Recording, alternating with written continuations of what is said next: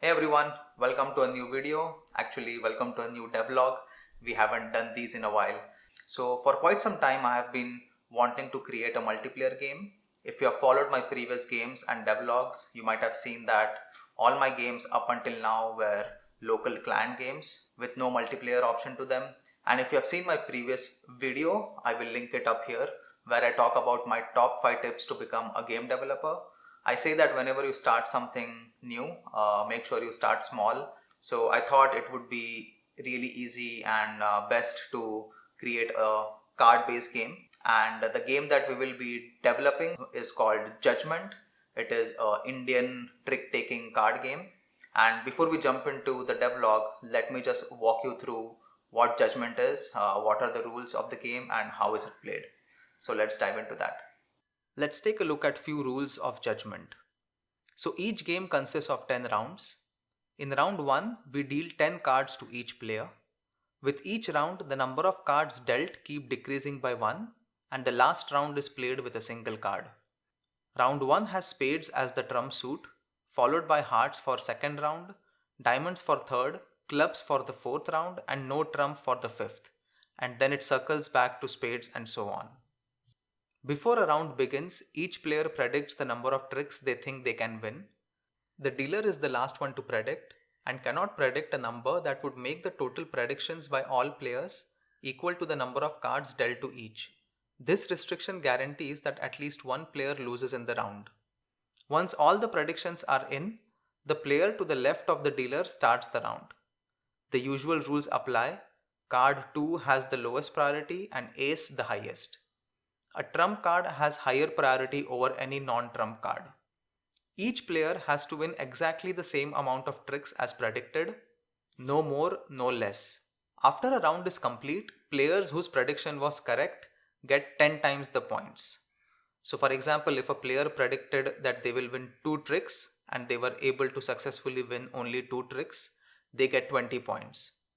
If prediction was 0 and they were successfully able to win no tricks, they get 10 points. And all players who lost the round get 0 points. After all rounds are complete, player with the highest points wins. Let's look at a scenario where 4 players are playing a 10 round game of Judgment. We are currently at round 7 and hence each player has 4 cards and the current trump suit is hearts. Player 1 makes a judgment call of winning 2 tricks or hands. Player 2 calls for 3. Player 3 doesn't have great cards so guesses 0. And player 4 calls to win 1 trick. Player 1 makes the first move and plays the ace of spades. Player 2 does not have any spades and since they need to win 3 tricks, play a trump card that is the king of hearts. Player 3 plays the 6 of spades and player 4 plays the 7 of spades. Player 2 wins the trick, so they make the next move and play the ace of clubs. Player 3 plays the 5 of clubs.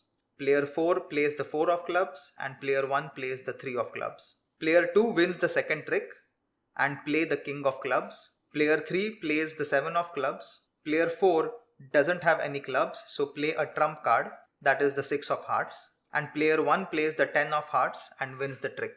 Player 1 now plays the 3 of spades, followed by 10 of diamonds by player 2. Player 3 plays queen of diamonds and player 4 plays the ace of diamonds. And player 1 wins the trick. So player 1 successfully managed to win the predicted number of tricks, and since they had predicted 2 tricks, they get 20 points for this round.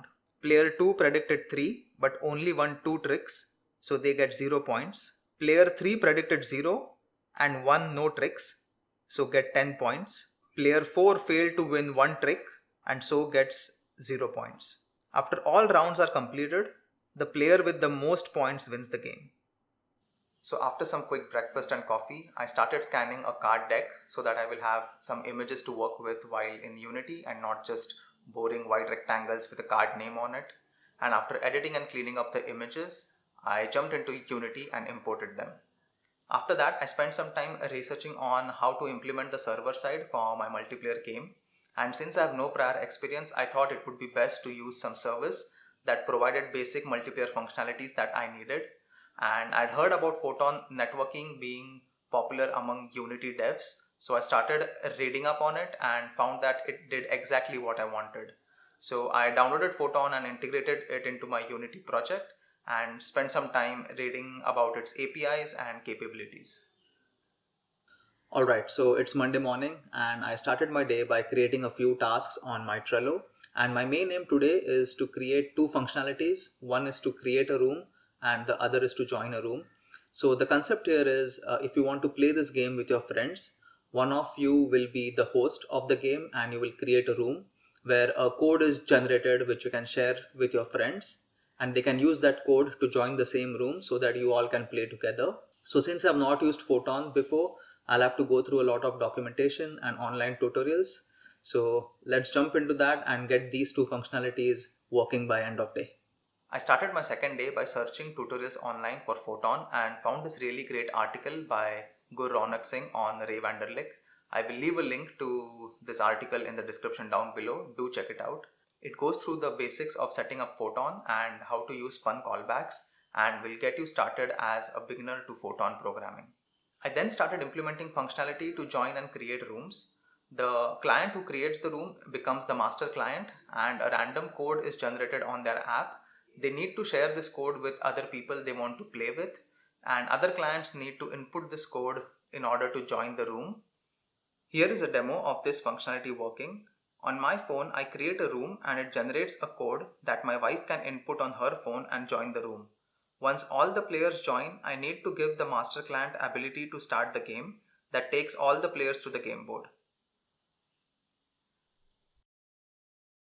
I later realized before creating the room, I need to know how many players will be playing the game and how many rounds will be played. So I decided to implement an options dialog that the master client can use to select these settings prior to creating the room. These settings will be stored in the room's custom properties, which is Photon's way of persisting game state, which can be queried by all other clients. I ended my day by reading up a bit on remote procedural calls in Photon and decided to start implementing them the next day. So the very first RPC that I want to implement is to send and receive game ID. Once all players have joined the room, the master client will start the game and will send a random game ID to all the clients, which they will use to seed a random number generator, which will be used to shuffle the deck and distribute cards to all the players. Now, since all of them use the same seed, they will be in agreement of the shuffled state of the deck and also all the cards that are distributed to all the players. In Photon, there is a concept known as remote procedural calls. They are just basic functions that can be tagged as a remote procedural call, and you can call those functions on other clients from any other client. So if you see here, I have a function called as receive game ID, and that has been tagged as a remote procedural call using the attribute pun RPC. And the concept here is when any client clicks on the start game, the function send game ID is called with a game ID, and the send game ID calls the remote procedural call with the name receive game ID on all the clients and sends the game ID. And the remote procedural call for now just logs the game ID that is received. So if we jump into Unity, I have a Unity client over here and it is connected to my phone client and they are in the same room. So if I click the start game button on my phone client, you see my Unity client receives the game ID 1000. And similarly, if I click on the start game button in my Unity client, my phone receives the game ID. Now that we have the ability to send and receive game IDs, I need to start implementing the core game logic, which is to shuffle the cards, distribute cards to all the players, send and receive moves, and the most important is to save and sync game state with all the clients. We also need to ensure that if any client drops off from the game, we can handle it gracefully, and if they rejoin, they can recover to the latest game state. So with that, I decided to go to the whiteboard to design the architecture for my game loop and game state logic. The next day, I started implementing the game logic. I wrote a deck generation script that instantiates the 52 card sprites, loads their respective images from resources, and attaches it to their sprite renderers. It also instantiates a deck game object that holds a list of cards and creates a prefab out of it. This way, I can generate multiple decks in future with a click of a single button and don't have to manually create them. I also implemented the Fisher-Yates shuffle algorithm that uses the random number generator seeded with the game ID to shuffle the deck. I spent the rest of the day researching on the best ways to save and sync game and player states in Photon and how you can achieve this by using custom properties. So this is something that I will be implementing in a future devlog. So that brings us to the end of this devlog. I just wanted to give you a quick update that the devlog you just saw was recorded 5 months ago in April, and I've taken a short break from YouTube since then. But I have been working on this game on the side over a few weekends. So what I'll be doing is in the next devlog, I will give you a quick update as to where the game currently stands and what is the current state of the game. And from here onwards, we will have bi-weekly devlogs of Judgment, and I will take you along the journey of creating and completing this game and releasing it on iOS and Android. So if you stayed till the very end, thank you so much for watching the entire video.